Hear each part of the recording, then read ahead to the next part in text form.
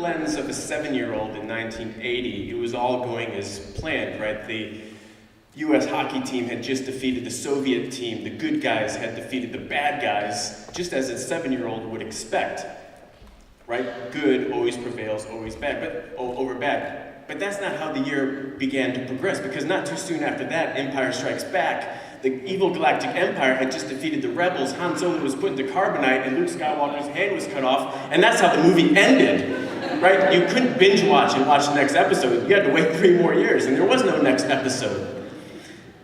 Soon after that, this guy appears on my television, and he's shouting at me with his big bushy eyebrows, and apparently he also has the ability for a forced chokehold, as Darth Vader does.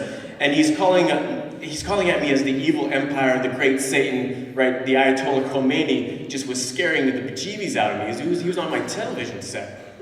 Not too soon after that, J.R. Ewing is shot.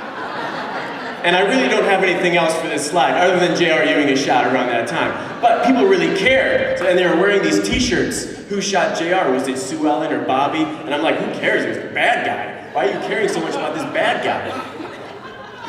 I was watching The Yellow Submarine, and granted, this is more than a decade before 1980, but I was watching it on my Betamax machine as John, Paul, George, and Ringo are making their way through Pepperland, and I get the news that my uncle has been shot and killed. He's been murdered, which is a very difficult thing for a 7-year-old to understand.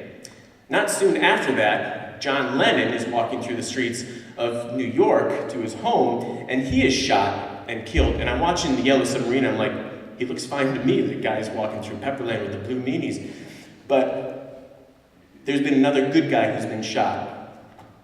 And the kicker, the Cardiac Kids are driving down the field to win the football game, and they lose in the last seconds to the most evilest team that's out there, the Oakland. Who could be more evil than the Oakland Raiders?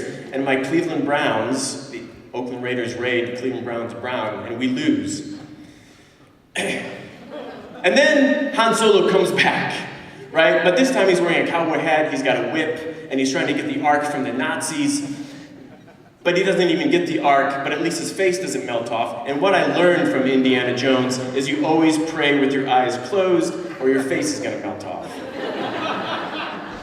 As I remember it, I'm sitting on the edge of my bed when my mom says, "Do you remember what happened to your uncle?" And I said, "Yes."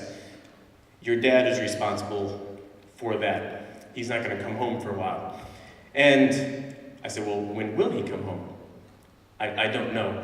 So this all of a sudden turned my world upside down. So what this ended up, for the next however many years, every month my brothers and my mom and I would drive down to Chillicothe to where my dad was incarcerated in what used to be Camp Sherman. It's a World War I fort. And what my brothers and I would always say, what we remember about Chillicothe is it smells like shit. But we weren't used to all those cows. I have to take a time out as a history teacher. Another good guy kind of gone wrong is that Camp Sherman was placed right on top of Hopewell Indian Mounds, and you can also see that Route 104 goes right through an Indian mound structure down in Chillicothe.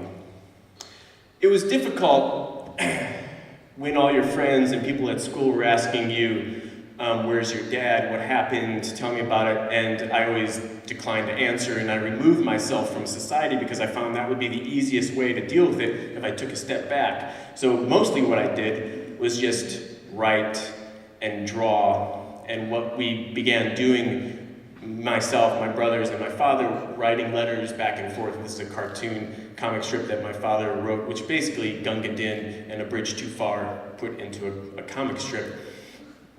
What was easiest for me, actually, because in the public eye, it was difficult, as teachers and kids would ask me about my father, what was easiest for me was actually going to prison and visiting my father, because in the visiting room, everybody was in the same boat. Nobody was going to ask me about where my dad was because he's sitting right there and everybody was in the same boat. So what we have and also my dad would keep me up to date on news events such as the Bee Gees broke up, which devastated me, by the way, because I always wanted to be Barry Gibb, and I still want to be Barry Gibb. But in the visiting room, there's the guy who played guitar over here in the visiting room. There was the chef who looked like Actually looked like Barry Gibb over there. And then there was the guy whose name was Paul, who gurgled a lot when he spoke. He probably shouldn't have even been in prison. And then there was actually the judge who incarcerated my father, who's in prison now. And then there was a guy who killed a nun and ate her, and he seemed like the nicest guy, right? That was a very difficult thing to understand. Like, this guy seems very pleasant, right? Very, very comfortable in this environment.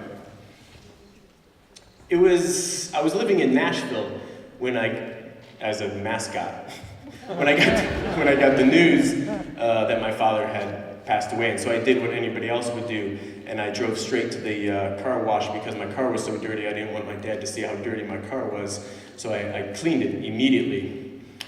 I say all this because there's no such thing as a good and a bad. There's no such thing as a right or a wrong. We all have these different perspectives, and we all understand certain situations differently based on our backgrounds. So to assume about someone else is wrong, quite honestly, because we all understand it quite differently.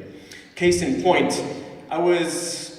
one of the times I went down to visit my dad, I was all by myself, and I visited him, and it just so happened that there was this Chillicothe motorcycle rally that was racing down 104. I was allowed to sit with all the other inmates on the grass there and watch all these motorcycles race by. One of the motorcycles stopped. It was a woman, and she pulled up her shirt, and all the inmates went crazy. And I'm like, oh my gosh, I just saw boobs with my dad. And as wrong or as inappropriate as that story is, it is still one of my favorite memories, and I will always remember it. Thank you.